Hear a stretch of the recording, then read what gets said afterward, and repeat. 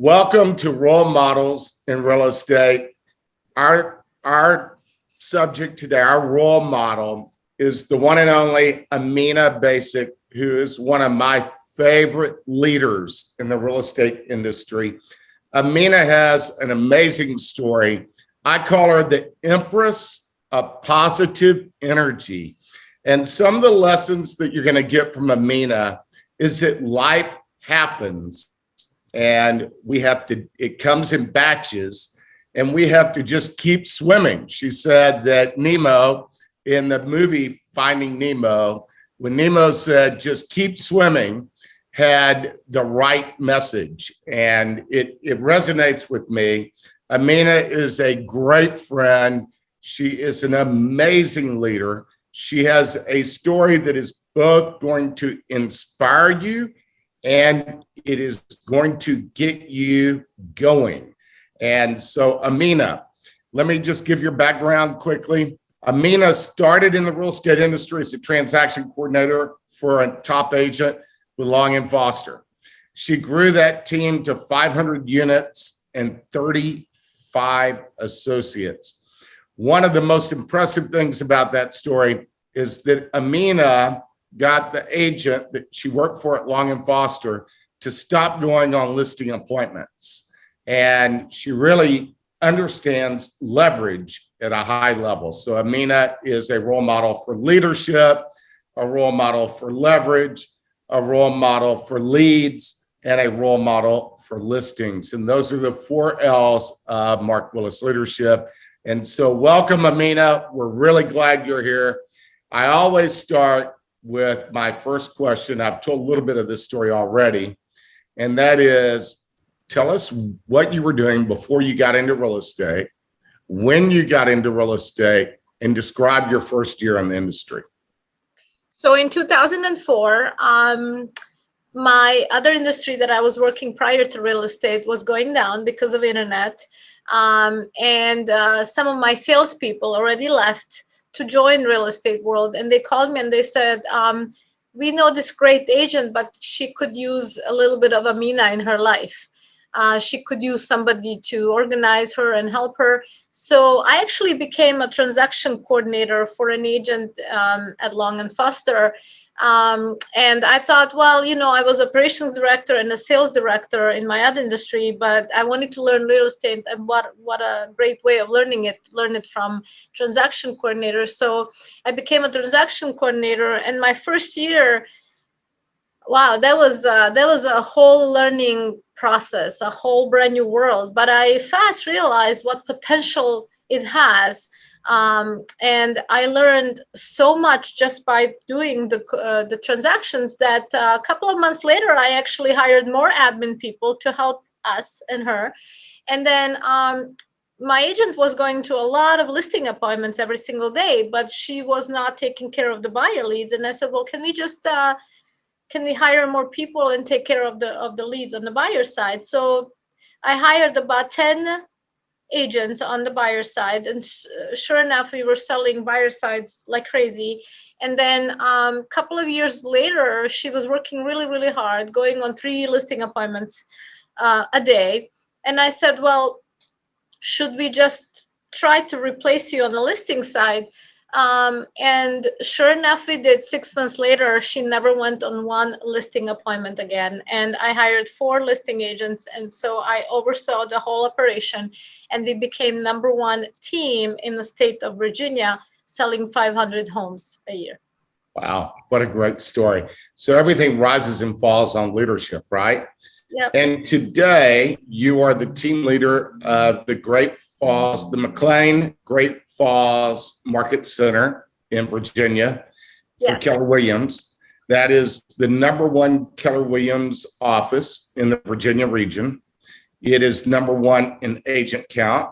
It's #1 in units. It's #1 in volume. And year to date, you were up 24%. How did you get into leadership with Keller Williams? So after I left Long & Foster, I went briefly to Sotheby's.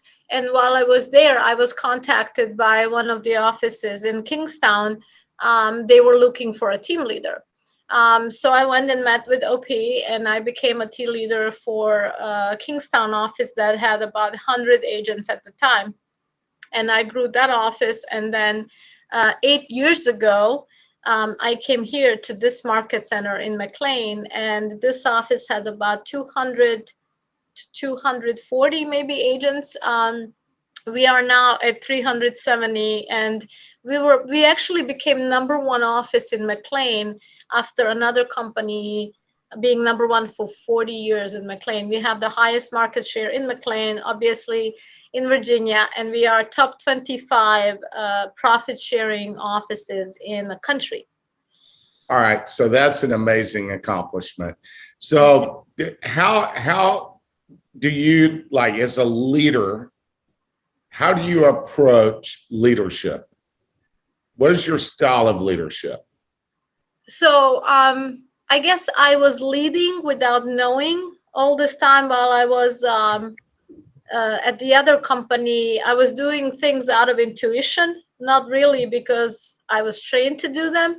And then I got to Keller Williams, and I met you and met other leaders at Keller Williams, and I started researching it. So I went and got a lot of training. I attended all kinds of classes with Tony Robbins, and lately with John Maxwell, became a John Maxwell certified coach. So I didn't even know I had it in me. And I do believe that there's two parts of leadership. One is capability, and the other one is character. So capability and the skills you can train. The character you have to bring with you. So it takes two things to be a great leader, and the rest of it you actually learn as you go. And I believe that my only job is to take people up, to take them up, and to help them get to the top. Because it's a beautiful, looking from the top is beautiful, but only few climb to the top because it's not easy. A lot of people tend to do what's easy, right? And it's much easier going down the hill than it's up the hill. Right. So I love taking people up the hill. It's not easy, but once you're there, it's amazing. It's great, and they accomplish what they want to accomplish. So I help people accomplish what they want, and I don't put that on them, whatever it is that they want. And for every person, that's a different thing. Happiness is a different word for you. You just can't describe it because it means different things to different people. Right. So your life is really a story of climbing up a hill. Can you back up and tell us about your years in Bosnia? So when I was 17, I got recruited by a TV to do a teenager show. So I started working on a TV, and then I was attending two colleges. I attended law school and the journalism, and I became a TV reporter. And at age of 21, I woke up one day and we had a war in our city. So our city was surrounded by mountains, and the war erupted in former Yugoslavia, and we were one of the republics, one of the countries there. And you wake up at 21 years old, and for the next 3-4 years, there's no water, no electricity, and no food, no heat. So it was rough. It was. At the time, I didn't even know what that was, right? You continue to push through. You continue with the survival mode. You just try to stay alive. I continued working on TV. I continued every day going to my work, and I didn't know if I'm going to ever come back alive. So we actually ran out of food after 3 years, and American soldiers were the only country that actually dared to fly over us to drop us food. And this is where I got introduced to peanut butter. So I am the biggest fan of peanut butter in the world. And Bosnian people have never seen peanut butter. So they would lick it and they would go, "What is this?" So I would exchange my meat for peanut butter. So I was like, "Yeah, take my meat. I don't care about meat. Give me some peanut butter."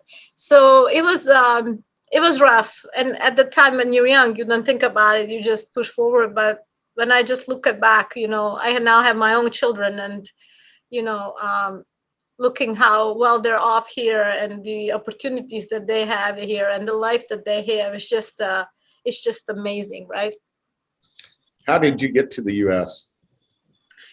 So after 3 years of reporting about the things that human mind cannot even understand, I got really, really, really depressed by it. I could not report about killed children and raped women, and it was just brutal. So at the end of the war, I got out, and I went to Germany, and I spent 3 years in Germany, learned German language.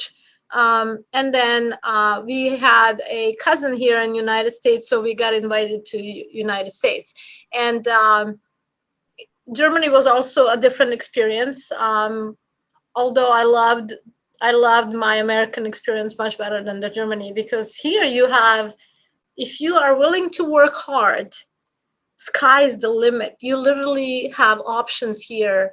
If you want to go to school, if you're going to be an entrepreneur, everybody here has amazing options. And I just hope people are proud of it and they take opportunities they're given to them here. Of course, you have to work hard for them, but this country, Mark, is amazing. It's the most amazing country in the world. So I agree. And I'm so grateful to be an American. And I think that the opportunity we have is something we should never take for granted, not ever. But what year did you come to the US?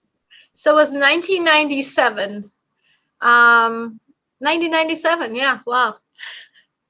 And how did you approach, because you said there's so many opportunities, there's so many options as to what you can do. What did you first do when you got here? So the first week we got a little newspaper outside of my door, and I opened the newspaper and I'm like, okay, I gotta find a job. I'm not gonna go and we needed help. We didn't have anything. We had literally two suitcases. And I said, okay, I got to find me a job. So I opened the newspaper and I looked at the job advertisement, and I called the gentleman, and it was a booth at the mall. And I didn't know anything about windows, and it was a window company that needed a representative at the booth. I got myself an interview. I went there and interviewed, and he hired me. Now, this was in Towson, Maryland. There's not a lot of people with accent in Towson, Maryland. I think I was the only person in the whole mall that had accent. So people came in to hear my accent, and I loved it. I sold a lot of windows because of my accent. And then I moved to DC, and everybody has an accent. So my unique value proposition went through the window from Baltimore to DC. All right. So one of the conversations we had before the podcast was about how to grow and how to persevere. And you have certainly persevered throughout your journey, and you have grown and you have become a role model for other leaders. What advice do you have for somebody who wants to grow their career, or somebody who has hit a ceiling and they want more, and yet they're not getting it? Move. You're not a tree. You move. If the environment around you is not conducive to your growing needs, please move. Do not stay where you are. If you are, you know what they say, if you are the number one person in the group of 5, you move and you find a group where you're number 5 so you can learn. I've learned a lot from you. I watched you lead our company, and the humbleness, the care, the love that you show. Grow, learn, find people and learn from them. Go online. I mean, look at the information is everywhere. You can easily find information online. It depends how you spend your time. Now, you can watch puppies and little kittens all day long, and that's great, but you can also find education that is free online. This all used to be a lot of money. You used to pay a lot of money for this. Right now, it's at your fingertips. And then believe in yourself. Believe that you can do it, and go learn from the others. find people that are willing to take a chance. Somebody took a chance on me. I'm taking chance on people all the time, right? But there's always somebody who needs an opportunity. And a lot of times, Mark, I've never worked for money. I worked for opportunity, because I knew if you give me opportunity, I'm gonna make it. So let it just not be something that you pay bills. I mean, job is great. People have jobs. We need jobs. We need people who do jobs, right? But the care with that job is the difference between businesses. How many businesses you go to right now, especially after COVID, and they're struggling. They're struggling running the businesses. They're struggling finding the people, and then they're struggling finding great people. So we have systems for that. You're constantly improving it. You're constantly helping people find those ways. So if you can make that shorter in time is everything. I tell my agents all the time, you guys don't sell houses, you're selling the time. There's a difference if you can do something in 3 days, 3 months, or 3 years, right? We show you how to do something in 3 months, so you're not spending 3 years learning on your own. Don't be silly. People have lived before. Learn from the people that have done it. And if I had known, about everything that you were there to teach, I would have probably built the team in 3 years instead of 6, right? But at the time, I didn't know. Yeah. So tell us the story about Nemo. I loved it earlier. So if you watched Finding Nemo, there's a little clip where I think Dora keeps, because Dora forgets things, right? She has the, yes, so she forgets things, and to coach her. Absent-minded, I would say, right? Yes. So to coach her, they said, they're singing "Just Keep Swimming, Just Keep Swimming," and when agents come to my office, and it's so silly, right? But I think people can relate to it because it's a movie. When agents come to my office and they have a hard time, I mean, look at what COVID did the last year, right? The emotions were at all-time high, and people got worried. They got genuinely worried about their livelihood, about the bills, how they're gonna pay it, what's gonna happen, the health. I kept telling them, just remember, just keep swimming, because yeah, we're gonna have a fall, we're gonna have a winter, there might be some bad weather, but the sun keeps coming up again, right? So if you're going through some hard time right now, have a faith that at one day it will be better, right? So we all get through the hard time. I tell people it's like batches of cookies, right? Not always you have a perfect batch of cookies, but you probably eat them anyway, right? And then there is this batch that comes out and you're like, oh my God, let me take a picture for Instagram. They're perfect, right? So life is like batch of cookies. You might burn some, and there might be some burnt cookies, but at the end of the day, they're still cookies. And just keep swimming, just keep going at it, keep showing up. Showing up is half of the struggle. Showing up, and then have a positive attitude. Surround yourself with positive people. Don't let people take you down. Be a good friend. Listen to people that have a hard time, but help them out. There's always a hand. Somebody will give a hand to pull somebody. I believe in this with my whole heart, because I've now lived on a couple of different countries, a couple of different continents, and in any place I've ever been, there were great people, Mark, like you. Every single place, there are great people like yourself. So look for them, seek them out, make sure you're surrounded by them. You have a choice. Choices are beautiful things. I love that. Well, it sounds to me like what you do is you give people hope. You make them believe in themselves, and you lift them up. Now, in lifting people up, that's something that you cannot teach, because you can't motivate other people, but you can inspire them. You can get them to do what they need to do. How do you get people to do what they need to do? So it's a perspective. I think if you put it in a perspective, people get it. And one more thing, they have to know you have to dig deep with people to get to the bottom why they do something, right? And if you can't get to the bottom, you can't help them. So I coach my agents when they're hiring and they're recruiting, right? And they're growing and leveraging to get to know people they're going to work for them. And a lot of times people just, other businesses, they're just hiring, you're in the motion, you need somebody, you grab a first person that's on the list, right? But what does it mean to get to know somebody really well? You got to know what pushes them, what motivates them, why do they do all of this, who do they do it for? And if you know their why, you can show them the way, right? So people will do things if you show them how, and if you take a really interest in them, right? They will listen and they will go do things if you show the real interest. It's just that a lot of times leaders don't spend enough time getting to know their people. So I have one of the highest retention rates in the country in my office because I genuinely take time. And if you come in and ask my agents, they will all tell you how much time I spend with them, because time and energy in pouring in people is never wasted. Let me ask you, what's a typical day in your life like? So I work out in the morning, but not by 9 a.m. I'm in the office. My morning is it's lead generation, recruiting.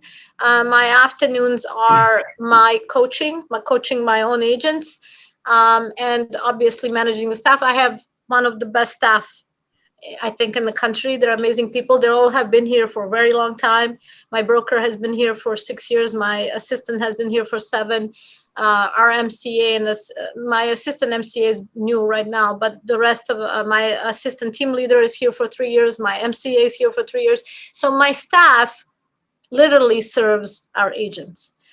We are here to serve. They're our clients. Buyers and sellers are my agents' clients, but these agents are our clients. So we literally go around asking, what can we do today to make your life easier? And a lot of them come in. There's sometimes a line through my door here because people are waiting to see me. It's almost like a doctor's office, right? I just need that lounge chair here. That they come in and tell me, especially now, this market is crazy. Now, I have seen this in 2004. It was a very similar market.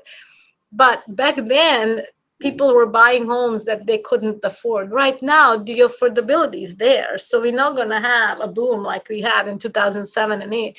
And we just don't have enough homes. People are not moving, right? So how do you make sellers move when they don't want to move? So coaching people constantly, it doesn't matter if they're 30 years in the business, if they have a team, if they're selling 100 million, there's always something people are going through, and you gotta be there, and you have to be a leader. And sometimes it takes a lot of sacrifice. People don't understand that they have to give up to go up, right? And sometimes my own agents are not willing to give up to go up. And it's almost not even about real estate anymore. It's about leadership. If you can coach them leadership and teach them how to think, they will go up. So that's what I do every day. And I love it. So you arrive at 9, lead generation, recruiting first, and then it's serving other people for the rest of the day. Yes. And teaching your staff to serve others. What time does your day typically end? So I used to work like crazy hours around the clock. I still do that sometimes, but I learned when you guys were teaching me, I learned the balanced life, right? And my productivity is the highest in the morning, obviously, because of the energy, and towards the day it slows down. So I do go home on time, and I spend my nights with my family. I have 2 children.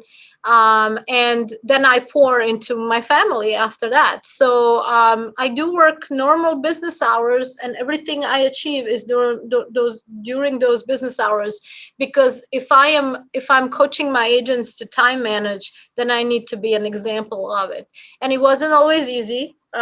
Leading self is the hardest thing you can do. Leading others is easy, but leading self, that self-discipline is brutal. It's brutal. And a lot of entrepreneurs don't have it, I mean, nobody tells you when to come now. I'm an employee, I'm an investor, I own rental properties, I own businesses besides this, but time management is how you do it. If you do what you're supposed to do, that 20% of the time, the other 80 actually is done by your 20%. Do what matters most first, right? Yeah. I always think of the water pitcher and the example of Stephen Covey, where he had the big rocks, Yeah. he had the small rocks, he had the sand, and then the Water. container that all of it had to fit into. Yeah. And if you don't get those big rocks in first, It's not gonna fit. yeah, I mean, you put the water in first, you can't even put the sand in. No. And I think a lot of us go through life pouring the water in First, yes. And that's not the way success works. And I love what you said about self-discipline. And I think that that's based on, first of all, I think you have to have that big why, right? But you also have to build productive habits. How do you help people build productive habits? Oh my goodness. So it Other depends. than being a role model, because I know you're a role model. You show them, you demonstrate that every single day. And yet people in real estate are their own boss. They don't have a boss. And so what they really need is encouragement to go start doing what matters most first. How do you get them to do that and do that consistently so that you're lifting them up as you do as a leader? I really, really dig deeper, and they have to find one way, right? Because when they start, they're gonna throw everything against the wall and see what sticks, right? And brand new agents, they try 3 million things. If this works for them, they try it. If this works for another agent, they try it. But you gotta find one thing that you like doing, that you don't hate doing every single day, and stick with one thing. If you continue consistently, see, consistency is another word. That is, if you can consistently do that one thing and learn it how to do really, really well, the success will follow. It's not going to happen overnight. It's not one of those shows on TV, right? But it's going to happen I tell people it's like, putting the seeds in the ground, right? First, you have to put in the seeds, right? Then you have to water it. The next time the sun comes out, it's going to grow. But without the seeds and without watering it, if you don't put the water in, it's not, they're going to die. So this work every single day that you're putting in, I tell people start small and build on it, right? If I tell you to call 10 people a day, you're going to go, oh my God, 10 people is a lot of people, right? But if I tell you start 2 this week, the next week do 4, and then 6, eventually you're going to get to 10. And I tell people it has to become like a shower, right? Or brushing teeth. You would not leave the house without taking a shower, brushing your teeth. Do not leave your day without doing these activities. When it becomes like a shower and you build that habit, when you don't do it, you're going to not feel good. It's like a gym, right? If you go work out, couple of days that you don't work out and you eat burgers, you don't kind of feel good, right? I mean, yeah, the burger tasted really good, but you wake up next day, you're kind of like, right? So it has to be a daily activity, whatever you can do every single day. And then at the end of the day, put that picture while you're working. Is that your family? Is that Cancun trip? Is that a jet? I don't know, Maserati, whatever they want to work for, right? Keep it on the vision board right there in front of you so you can see it every single day. And then come back and tell me that child or that family or whatever, when you didn't do what you're supposed to do, you're actually letting them down. How does it feel to let them down? Yeah, that's terrific. I love that. Love the shower and brushing your teeth analogy. I think it's so fantastic. What's on your vision board, Amina? So I am at this interesting point in my life right now where my son is graduating high school next year. So I know I'm going to continue pouring and giving and building. I'm a builder. I'll probably never stop building. But I have a lot of things. I definitely love beach. So I'm in process of buying a property on a beach. So, and then I do have my mom that's in Europe that I go every year to visit. So, and then my kids, my kids are, one is finishing college, the second one's finishing high school. I want to be there for them. I want to see my grandkids. I want to make sure that they're all okay. And I realized in the order for me to do that, I got to take care of my health. So I guess it's a whole new chapter of my life. It's You're interesting. about to be an empty nester, right? Yes, and I don't know how that's gonna feel. Well, I can tell you that you just have to keep swimming. That's good. That's You know good. what I say, KFG. Yeah, You yeah. gotta keep Keep going. going. Yeah, yeah. Oh, that's so great. All right. So let me ask you in terms of leverage. We've talked a lot about how you help other people.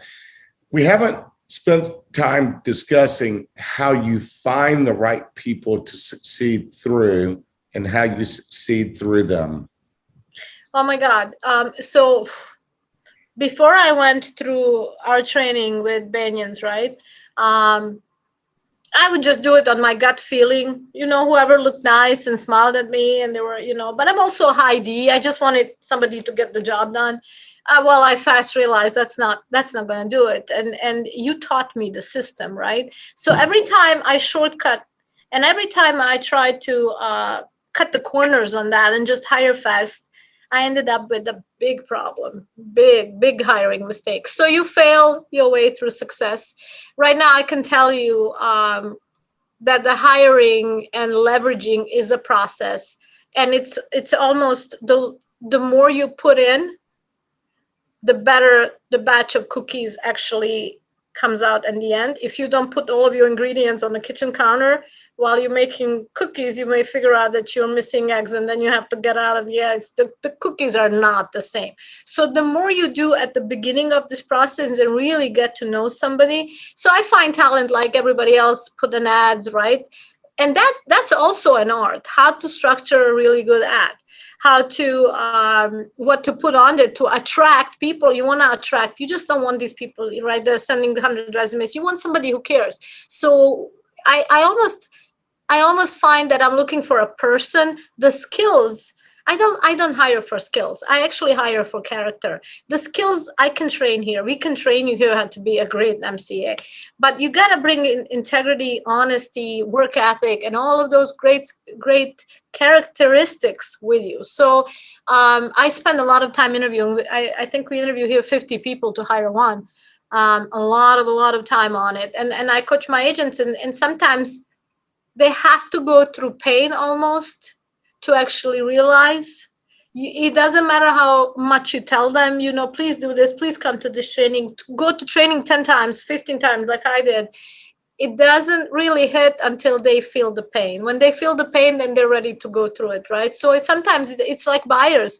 If they lose one or two houses, sometimes you just cannot do anything. They gotta go through the pain. So you find the talent, you go to training, and then how do you lead the talent? Because talent pushes. If you hire and attract great people, they're going to push your limits. And if you're not leading them, if you're just managing them, the difference between leaders and the managers, huge difference, right? So, and you don't motivate everybody the same. Heck, and this is the staff members, right? This is not entrepreneur. They're motivated by security and safety, completely different people than entrepreneurs, than your self-employed agents. So it's a learning process, but I have one of the best staff members I think ever, and it took me a while to get them, but I finally got it. I hear so many great lessons in that. Number one is evaluated experience, right? Go ahead and do something and then learn from it. Yeah. Second, and by the way, that's the process of self-discovery. And then the real is, if there's a theme of what I hear you saying, it is take the time and follow a process that has a recipe for success, in the same way a batch of chocolate chip cookies would have a recipe for tasting great, right? Yes. And I think that sometimes we overcomplicate things or we speed up processes And I love that cookie analogy. I think it's fantastic, and there's so much value in that. Let me ask you: do you hold people accountable? So I have a little hard time with that word. I hold them capable. Love that. When people say hold me accountable, I really can't. I don't think I can. They can hold themselves accountable. If they choose not to, nobody will hold them accountable. There is no person in this world that will make you do something that you don't want to do, right? But how do I motivate you to do what it's hard to do, but you want it? Well, I hold you capable. You know you're capable. I know you're capable. So if you're not doing it, something got in the way. And then is that something bigger and more important than your why? And every single day we choose, right? I'm on this health thing, right? So we work out, right? Um, and you go out there and there's 3 million diets, 3 million things, 3 million people telling you how to, right? Well, you can't listen to all of them. Just pick one thing. Pick one thing. But if you do it, I don't care if it's walking, running, swimming.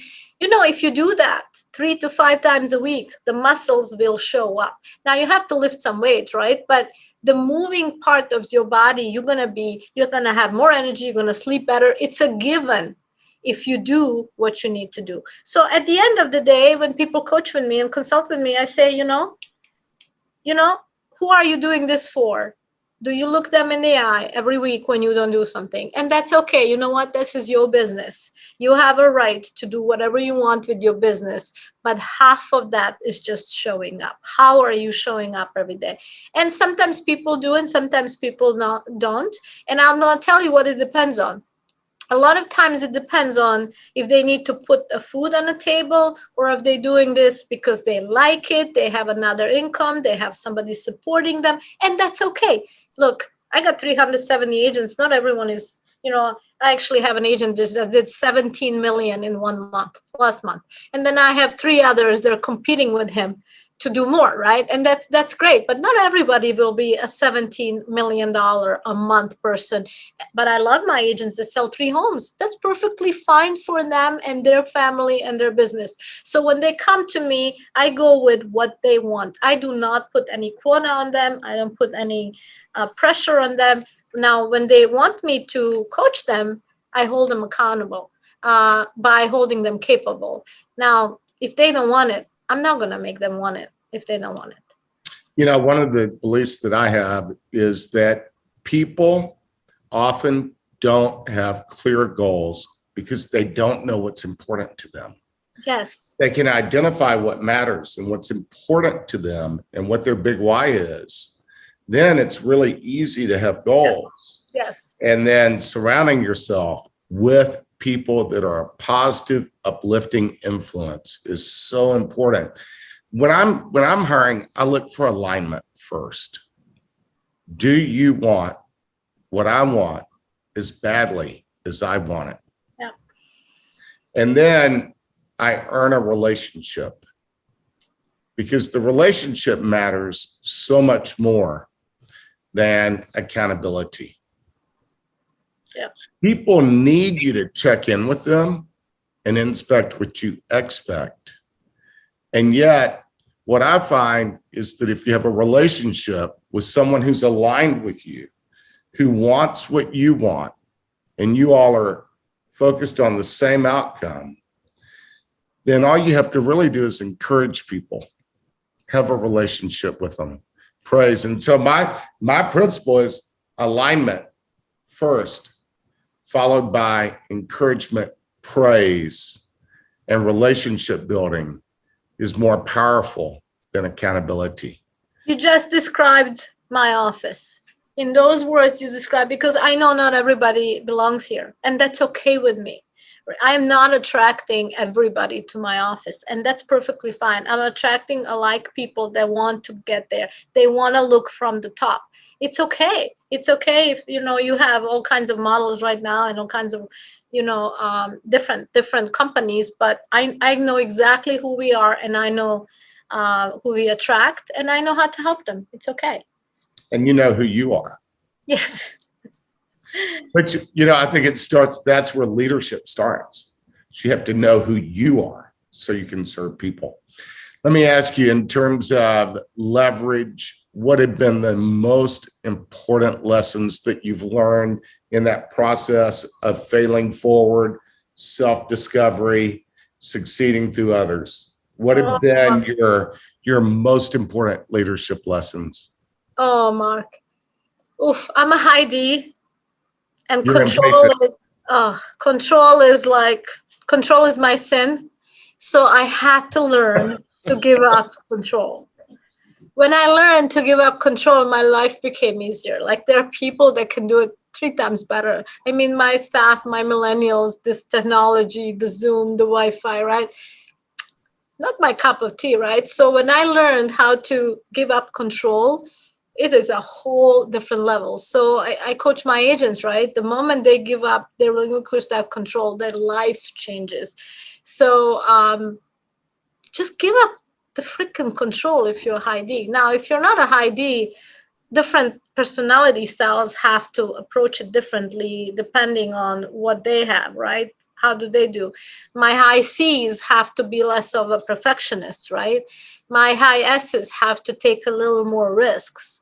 My high I's, they're talking to everybody, but do you want to be a favorite person, or do you want to do some business, right? Do you want to have a lot of fans, or do you want to have a lot of clients? So it depends on who you are. But for me, it was the control thing. And control is all about trust.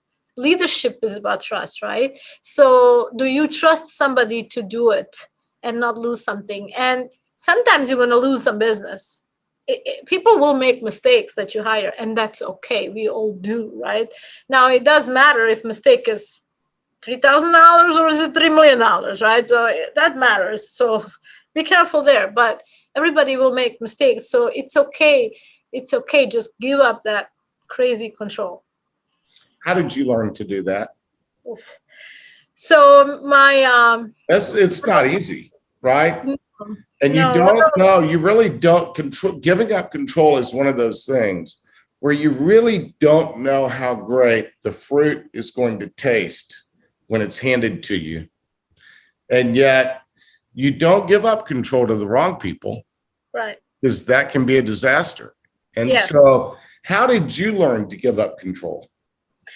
It was actually one step at the time, and people around me had a lot of patience with it, but they kept showing up, they kept doing the work. I would look at their work and be like, oh wow, this is good. So then I would give them a little bit more. I would test them, they'll come back, I'll get some more. Right now I don't check my emails. Oftentimes, half of the times my assistant replies, and people in the hallway tell me, this was great, this is awesome, and half of the times I don't even know what he sent, and I'm like, wow, this is amazing, right? So I can now go and recruit more agents because he is in my email. I know now nothing will, and there are times stuff falls through cracks, of course it does, and he goes on vacation. When he goes on vacation, I'm in a panic mode. I'm like, oh my God, I gotta check my emails, right? Something so simple that people do every single day. So I'm telling you, there are people out there that can do it better than you can if you give them a chance, but you have to lead yourself first. That is so great. All right. So I always like to ask, what advice do you have for somebody who wants to learn to succeed through other people and has not been able to do it and has given up control before and failed? Find a coach. Find a coach. Get help, right? Oh my goodness. Every time you hit the ceiling, you're missing a relationship. And it's either under you or it's above you. If you have a staff and you have people helping you under you and you're hitting the ceiling, you need a coach. If you have a coach, you don't have people under you, right? Then you need to listen to that coach and hire people under you. But to succeed, you gotta have people under you, and you gotta have people above you. There's always somebody who needs to pull you through that ceiling. I mean, you pull yourself, but with the help. They throw you a life jacket, right? Sometimes you're so in the business. I had a great coach throughout these years, and there would be days I would just be like under the desk and wouldn't even want to talk to him, right? I'm like, I didn't do my homework. I didn't didn't do what I was supposed to do, and now he's going to talk to me about that. But I still showed up. And the way that the coaches, right, they know when to hold you, when to fold you, right? It's like poker game. They know exactly what you need. A great coach, they know exactly what you need each week. And sometimes they're tough on you, and sometimes they give you a lot of love, and you need it. So you need somebody either under you or above you. Amina, you're such an amazing role model. Who are your role models for building a great career, for how to have the wisdom that you have? Who have been some of the most important relationships in your life that have helped you the very most? Well, you're definitely one of those. I definitely watched you for years and admired you from afar. But so you definitely, I loved it. I loved it. If I could be a fly on the wall every time you were talking, I would be there. And then obviously Mo Anderson is a huge one. Here in my market center, I have the most OP ever.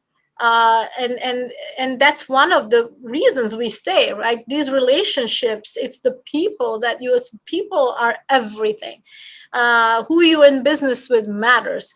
So he's amazing. He has been amazing. Just love him so much. And then of course all the trainers that I've been through. I've read books when I was just learning English. I read Zig Ziglar. I didn't have the time. I didn't know what he was saying, but I would be reading the books over and over again, right? Brian Tracy and all of the sales books. But yes, you've definitely been one of my biggest role models. Well, that honor, I feel completely honored. How about growing up? Who were your role models? So, growing up, I never realized it. I realize it now that I'm older and more mature, that everything I'm doing, half of the stuff I'm doing came from my parents. I just didn't know it back then. And I'm thinking my kids probably don't know it now, but at some point they're going to get it. So I need to be a little more patient with that too, because I don't think they're capable of getting it right now, but when they get a little more older, they're gonna get it. But half of the things I'm doing right now, I'm talking to back with my mom and my brother. My brother is a huge one. He's much older than me. He's 13 years older than me, and he's always been a protector and a safe haven for me. So my family, and then of course my friends, some of my friends, but my family has been huge. I think it's so important to have that grounding, something to ground you, something to go back to. I so agree with that. Okay, so I've asked you a lot of questions. What question have I not asked that I should have asked you? Oh, that's a good one. That's a great question.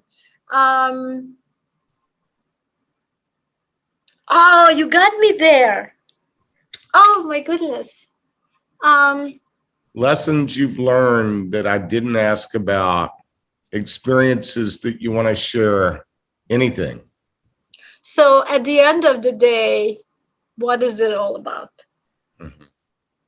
Yeah. So I think at the end of the day, it's all about being healthy and being happy. And those two things for every person, two different things. And everybody, you can put your money on it. Everybody is going through something in their life right now. But at the end of the day, when it's all said and done, did you leave something worth giving, right? Did you leave a legacy? Did you do something, or did you do everything that you wanted to do? Because they say when you're at the deathbed, right, you always say what you look back and what have you done, right? Can you say I've done everything I wanted? Amina, you are such an inspiration. Oh, thank you. I am so honored to have had you on this podcast, and I want us to stay in touch. I want us to keep talking, communicating. I'd love to serve you in any way that I can serve you. I'd like to bring you value. Anything that I can ever do for you, I am here, and I am absolutely going to show up and be your biggest fan always, because I have to tell you that I've been touched, I've been inspired, and I've been motivated by you in every conversation we've had. And so I want to thank you from the bottom of my heart. And I know that our listeners and our viewers are going to love this podcast so much. And so just know how grateful we are. And thank you. Thank you so much. This was a pleasure. I've actually never dreamed that I would be doing this one day with you. So this is amazing. And I definitely would love to know more and bring your program into our market center, because you have a new program. And I think it will help so many people. If they can do that, I would love that. We'll follow up and have that conversation. Thank you so much, Amina.